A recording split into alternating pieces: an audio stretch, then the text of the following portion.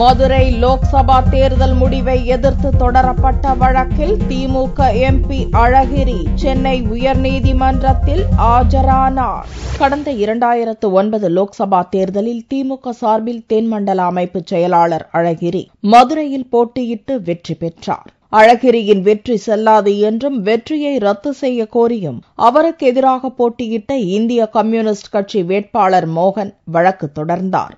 வழக்கு நடந்து கொண்டிருக்கும் போதே உடல்நலக் குறைவால் மோகன் இறந்தார். இவ்வழக்கை அவரது கட்சி சார்பில் லாசர் என்பவர் நடத்தி வருகிறார். இவ்வழக்கு சென்னை உயர்நீதிமன்றத்தில் வெள்ளியன்று விசாரணைக்கு வந்தது. இதற்காக சென்னை உயர்நீதிமன்றத்திற்கு அழகிரி வந்திருந்தார். வழக்கை விசாரித்த நீதிபதி வரும் 13ஆம் தேதிக்கு விசாரணையை ஒத்திவைத்தார். கடந்த சில மாதங்களுக்கு முன் மத்திய கூட்டணி அரசிலிருந்து திமுக விலகியது. அதைத் தொடர்ந்து தனது மத்திய உரத்துறை அமைச்சர் பதவியை அழகிரி ராஜினாமா செய்தார். மதுரை லோக்சபா எம்பியான அவரது பதவி முடிய ஓராண்டே உள்ளது என்பது குறிப்பிடத்தக்கது.